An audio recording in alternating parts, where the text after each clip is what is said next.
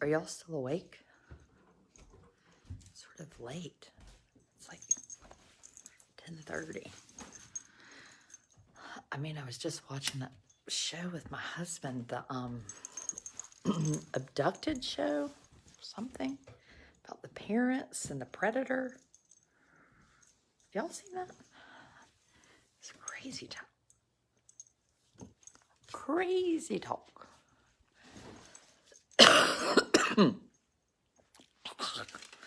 I mean, okay, yes. I may have smoked a cigarette. Just go ahead and be honest. Just be honest. So it's, what is it? What is today? Wednesday. It's Wednesday. I love that dress. Oh, well, thank you. So I got home about 9 from Greensboro. Hi, Christian. Abducted in plain sight. Yes, Jessica, that's it. And had a live video with my supporters on the way, which I'm very appreciative because I was gone all day. And it was nice to catch up with them and kind of talk about what we're doing. And then I thought, well, I didn't want y'all to miss out. So anyway, if you feel called to join my supporter group, I would love it because it helps keep me informed and updated. Oh, I've really enjoyed being in Greensboro today. So I got up early this morning and went, and my husband was like, I mean, my children, look at this. I have one piece of furniture with no stains on it. No, I do. Chick-fil-A chicken all over my ottoman. Anyway, I can't worry about that. So I got up this morning early and went to Greensboro, and Dania Ermintrout had really organized a group of people. It was great over Guilford County Schools. There's a school called Gateway. I think there are 4 schools that serve children with special needs in that district. And on Gateway, for those of you who don't know, I'm Adrienne Wood, for one thing. And parents got a phone call this past Friday from the principal and the assistant principal who were beckoned to the superintendent's office and read from a script and forced to call families and say the school is closing in 40 days. End of story. Fortunately, for the world, we don't live in North Korea. And all these families were like, what? No. Well, then a letter came yesterday. People got in the mail. That was Tuesday. Did a big social media push all weekend. All those parents, not me, all the parents. I shared some of their stories and went today to the meeting, and the superintendent apologized for the miscommunication that had occurred. That's like saying, I'm getting divorced. Oh no, I didn't mean I was getting divorced. I mean, what the hell? Anyway, it's crazy talk. So the superintendent apologized, and then I did a live video today from the meeting, which, sorry that I make those faces when I do live videos, because I should look very serious. But I mean, when I'm inundated with such bullshit, how can you not make faces? It is ridiculous. Yes, can be traced back to overall underfunding. So Heidi, I would say, yes, schools need more money, but this felt weird to me because, well, for a couple reasons. One, you have a superintendent from Syracuse, New York. She received a 95% of teachers gave her a no vote of confidence. Why does North Carolina feel a need to hire people that no one else likes? I mean, in my hometown of Rocky Mount, we have Michelle Small Tony. Well, they got her ass out of Savannah, and then we get her. I mean, does no one do their homework? I guess it's my fault. I didn't do my homework, but I don't live in Rocky Mount anymore. But I do love it. So, wake up and smell the coffee, people. So you have a group of parents that fought back, and tonight it was announced the school will not close. Now, I'm a little bit suspicious of that, but I tell you what's going to happen and what I need to happen. I need for anybody in that area, anybody that lives in Guilford County, I'm asking you for a favor. I want you tomorrow to go to the county commissioners meeting. It is at 5:30. You can speak for 3 minutes. 3 minutes. And you can talk about anything you want to talk about, but mainly why this school matters. Now, today, you heard a little bit, it was kind of odd. So, parents are talking about these children, and there's this kind of underlying tone of racism. Well, you parents are lucky you can be here, and you have signs, and you have transportation. That's what it felt like to me. And I was thinking, you can't play the race card when, and I might not be popular for saying this, but let's just go ahead and be honest. There is no greater minority than people with special needs, children or adults with disabilities, particularly this group that's being serviced. You know, I'm a special needs mama, but my life is not nearly as complicated as the moms who I have met and been with there. You know, they all drive these giant minivans because they're minivans that have to house wheelchairs. You know, I might lament carrying Amos around, but it's different. It is different. And I think if we're not willing to kind of step back and say, you know what, maybe we don't know everything, because I don't. And when we start throwing stones at people because we've got like a script, it was like there was a script in mind. This is going to be the rebuttal, and this is what I'm going to say. But I'm not actually going to look into my audience and see a 17-year-old that needs an adult-sized changing table to have diapers changed at school. I know most of y'all don't know that life exists, but it does. And you're just going to take 146 kids and throw them in some different schools? What about the adult-sized changing tables? What about feeding tubes? What about ventilators? What about lots of things? And now you might be saying, if you're like my husband, who's just a regular person, but he said, well, that doesn't sound like education. And I said, you're right. It is a different type of education. But in 1950 or 1975, when the Individual with Disability Education Act was passed, what happened was, up until that point, your children had no place to go. So if you had a child with special needs, they couldn't go to public school. So really, they were going into institutions. Now, institutions were not cheap, and nor were they what was best for children. So in 1975, IDEA was passed. But I want you to think about for a minute. In 1949, Gateway was started. 25 years before the federal government mandated that children with disabilities have an education. 25 years before Greensboro was cutting edge. Gateway. So as we speak right now, there's several programs at Gateway, which instead of seeing that as a liability, why don't we step back and say, wow, this is how we should do things. Parents get a diagnosis, they have an infant toddler program, a preschool program, and then the school age program. It enables families to walk in the door somewhere and not have to leave if they never want to. I mean, do you know how amazing that is? Yeah, the Junior League of Greensboro was primarily responsible for that. That's a big coup. To me, a big coup. And so to have a superintendent over the last few days to just kind of poo-poo all that and not actually recognize for a child that has a major seizure disorder, riding on a bus for 40 minutes versus 20 minutes is a game changer in a bad way. Some of these children couldn't be on a bus. Some of the parents said, you know, I have medical emergencies. What if it took me 40 minutes to get there? I wouldn't meet the ambulance in time. It's way different than those of us with typical kids. You know, would I want Amos to be in a different school? No, I wouldn't. But I'm not fearful for his life either. And I think we really have to stop and sit for a minute and think about those families and what it means to be educated according to the federal government.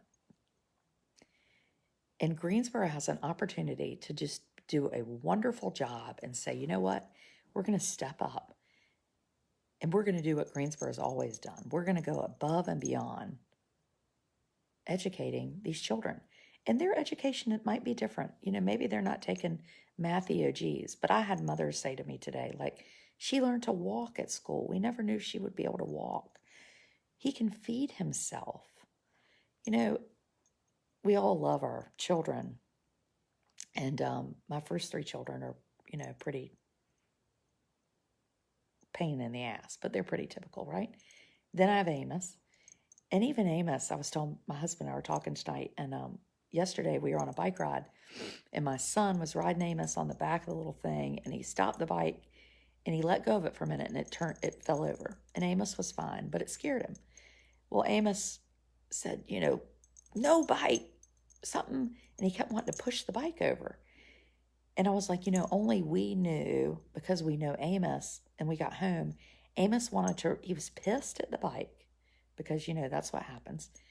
And he wanted to push that bike over, like to show it how mad he was at the bike. Well, our oldest son, when he gets hurt, he gets angry. And like if he, wants to kick a chair or do something. So we know Amos in a way that we could like totally make sense of that situation. And so that's what these parents are doing, but on a level from where we're all like, wow, you might see a child and think, well, they're not aware of what's going on. Well, these mamas are like, oh, you like that? And that's funny. And I was like, that's me. That's the way I talk to Amos. He doesn't communicate with me, but I know what he's thinking and what he's saying and what he likes and if he's happy or if he's sad. His teacher called today and was like, he seems fussy. I don't know if he feels well. Well, he had a double ear infection. That's what parents want. They want a connection, and they want to feel like their children are loved and cared for. And that has been happening at Gateway. And so why the superintendent had in her brain to close it, I will never know. I still don't know. I know there's a reason there, but I can't figure out what it is. But I will say to you today that there was the chair of the county commissioners was there. And there was a lot of kind of this, oh, we don't get enough money and let's blame the county commissioners. Well, I like a county commissioner, and I'll tell you why. County commissioners are like parents. You give your children $30 and they spend it all, and then they say, but Mom, I'm hungry. And you're like, okay, well, here's some more money. County commissioners, I think, all over the place, or in North Carolina, do a lot for their school system. Could they give more? Maybe. But they get thrown under the bus. And in this case, I think it's wrong. If I were the county commissioners, I would be like, stop blaming me and let's look at what you're doing. There was a bond in Greensboro in 2008. One of the school board members pushed it. $100 million was passed. Of that $100 million, there is $7 million left. The $7 million is not in control of the superintendent as much as she would like it to be. It is in control of the county commissioners. And I'm hoping that a lot of parents go to the board meeting tomorrow night, and maybe if those county commissioners see those parents, they might say, you know what? We're not going to give the superintendent $7 million for some kind of, program she's cooked up in her head, but maybe we will give the money to Gateway, because Gateway really doesn't have any problems that are massive. It needs $1 to $2 million in renovations. One school in Greensboro needs $48 million. Those parents didn't get a phone call. Gateway has a pool that was $5 million when it was built in 1983. The pool's no longer used. I think this is a real opportunity to take a building built for special needs children, and instead of like throwing it out and just saying, fuck it, who cares? What if we could turn that center into like a model center for children with disabilities? so that everybody in the state could go and say, wow, look at this. And her argument is, well, it's not full. Well, then bring some typical kids in there. Have a magnet program. Have kids can take swimming lessons. I mean, if we had an indoor pool in my county, we would be thrilled. There's not one indoor pool in an elementary school in Greensboro.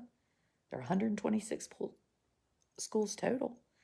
Couldn't kids come and do swimming lessons? Like, think of the inclusion that could happen in a different way, maybe, than I've always thought. I've always thought kids should be in the classroom together. Well, I've been wrong.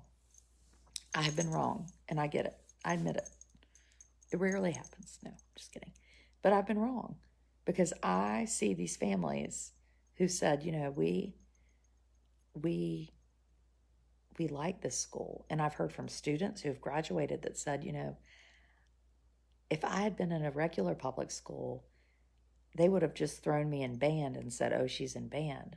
But at this school, I was in the band, or I had to have my personal care needs taken care of, as a teenager, a 17-year-old getting their diaper changed, who can articulate what that was like and how it was so nice to have other friends going through the same thing.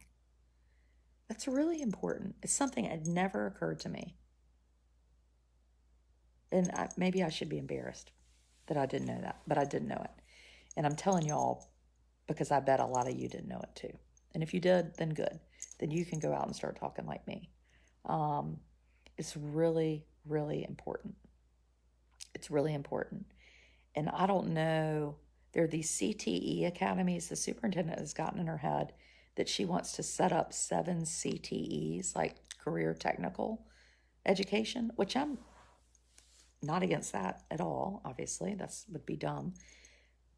But do I think that you should take any money you have to set up a program that you have no business plan for, no model, no funding? You haven't ever once had a community meeting or said to parents, what kind of career technical academy would you like? Where would you like it to be? You've made all those decisions all by yourself. All by yourself. And maybe with a few board members. No, we're not going to do that. We're not going to do that. That's not how the world works. And if you wonder why charter schools annoy me, it's because that is how charter schools work. There is no state board of education. There is no local elected board of education. The county commissioners can't chime in. So if you're unhappy with a charter school, you're screwed. If you love it, that's great. But the way charter schools are set up right now allows these types of things to happen. I'm going to be brutally honest with you. Brutally honest. We need to have a massive overhaul of our charter school system. If we want to keep charter schools, fine. Again, it's a democracy. But do we need to have people that actually have the ability to run a charter school be in charge? Yes, the same reason you have to have a medical license to practice medicine. There should be no different for principals. You look at Coastal Prep in Wilmington, and you will see the biggest cluster of your life. It is a cluster because there is not an educator in charge. No educator. Just a bunch of people from a church, and I'm a Christian, who think that this is their mission. It is not your effing mission. Sorry. Lord, sorry to say effing. It's not. It is a public school. I mean, this is why people become atheists or why they hate Christians. So anyway, I will say, again, in Greensboro, Guilford County, the public school system works, and it works for democracy. You don't like it, you get to speak up. You get to talk to board members who have been elected by the community. They are held accountable. We have Byron, African-American gentleman on the board, stood up for families today, and he and I have talked a couple times. He's talked to a lot of families. He was elected, and he likes his position, and he's coming up for election again soon. This is his opportunity to either say, you voted for me because I told you I would do what I was hired for, or I'm not going to. In a charter school, you don't have that. So tomorrow in Greensboro, there will be a county commissioners meeting. If a lot of parents go, I am so hopeful that they will vote to approve the money to get Gateway up to speed. And yes, there are a lot of needs. And yes, there are a lot of minorities who weren't there. But who's more of a minority than severely disabled children? If that's not a minority, I don't know who is. Seriously, don't talk to those families about minorities. And there were minorities there. And Gateway serves 68% economically disadvantaged children. I mean, it's just crazy to talk like that. And if they approve the money, then it doesn't matter if the superintendent wants to close the school or not. It's a done deal. Because there ain't no way she can claim she has to close the school then when she has the money. Today she talked about rodents and raw sewage and how there was the mold, the air was fine because that day it wasn't raining. Mold doesn't just pop up on a rainy day. I mean, when people say things to you and it feels like a dictatorship, you need to really pay attention to what they're saying and look at the numbers. Ask questions. Ask a lot of questions. If your county has a bond referendum and there's $7 million sitting around, say, well, what can the money be used for? Can it be used for these new CTEs, or does it have to be used for maintenance? Because that's what the voters said. I don't know. But these are questions you should ask. I think another thing that's particularly interesting in Guilford County is they spent $1 million on a facility study. It's 120 pages. Well, come to find out, the biggest part of the study hasn't been done yet. And it's the part that involves the superintendent getting information to the group to finish it. So the county commissioners paid $500,000, the school system paid $500,000, and they don't even have the damn report completed. It was due in September. Why isn't Sharon Contreras talking about this report that she doesn't have done? I mean, you're not saying nothing about nothing. Why not? Is it because people might say, you know what, Sharon?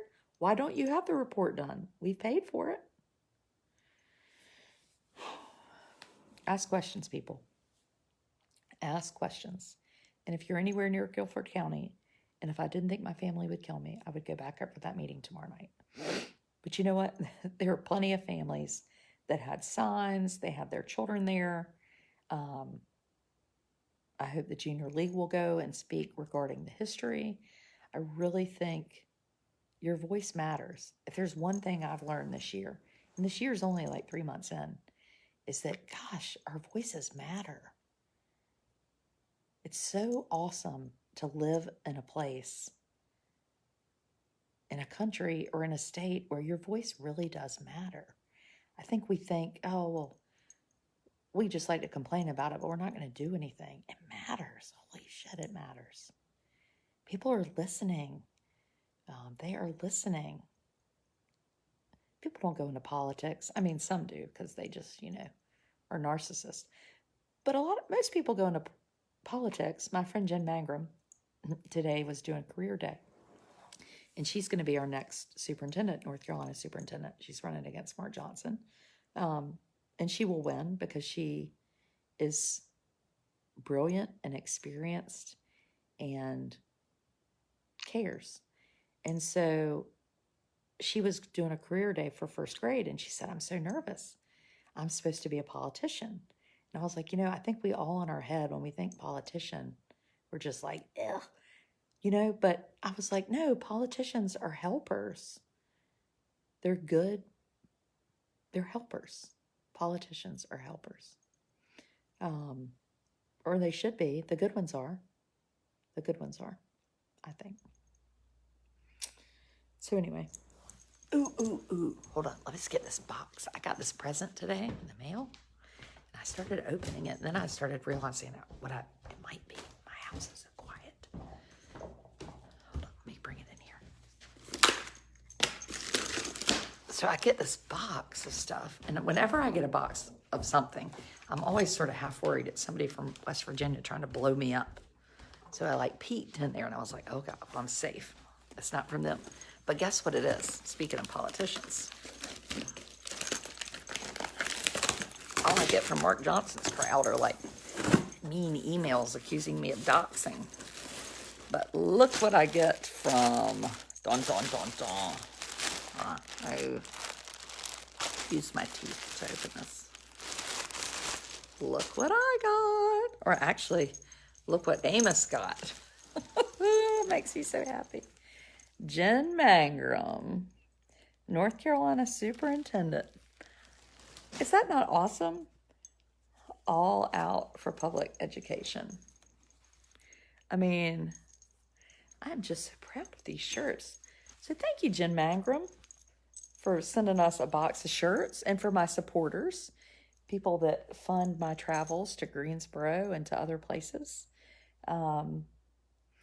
We have a supporter giveaway every month, and it will be happening very soon. I don't know when. And I have a whole box of t-shirts that I'm going to be giving away. So come on and join up. Oh, and I've been selling t-shirts. We have new t-shirts coming out. Hashtag cease and desist. Hashtag underachiever. And North Carolina troller. So clever. Cease and desist. I mean, that's like my Wilmington shirt. Now I'm going to have one from Greensboro. I don't know what it'll be.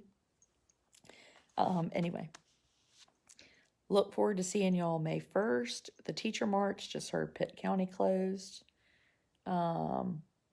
Marching for kids,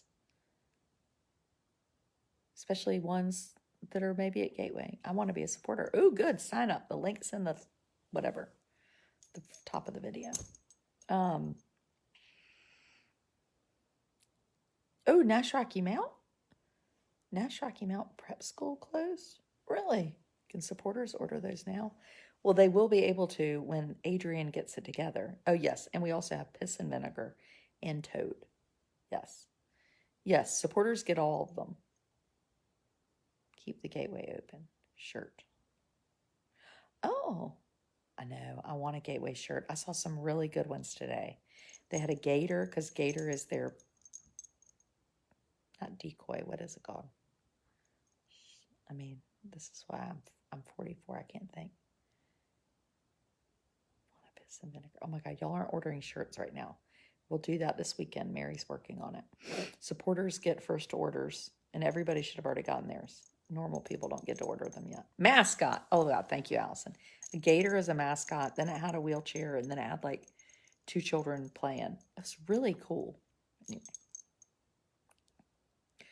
Anyway. Supporters, I'll see you tomorrow. I hope Amos will be at school. We'll do our normal good morning video. It'll be like a Friday morning video since we don't have school on Friday. And we have 4 dentist appointments. And Amos at the dentist. That might be a good live video to do. Amos at the dentist. Because supporters get to see Amos behind the scenes. And my husband. He's probably the most entertaining person in the entire family. Amos at the dentist is not a wonderful event. So we're going to try it again this time. He's never actually gotten in the chair. But anyway. Okay, keep me posted from Guilford County. Going to be live from my blog tomorrow night, I hope. Even though I'm not there. I think I have a correspondent. I haven't asked her yet, but I'm going to, because I really want to hear what families have to say. And I appreciate y'all being so invested when it doesn't personally affect you. It does, because I think we're all, me including, learning that the world is so much bigger than us and we can make a difference. Goodbye.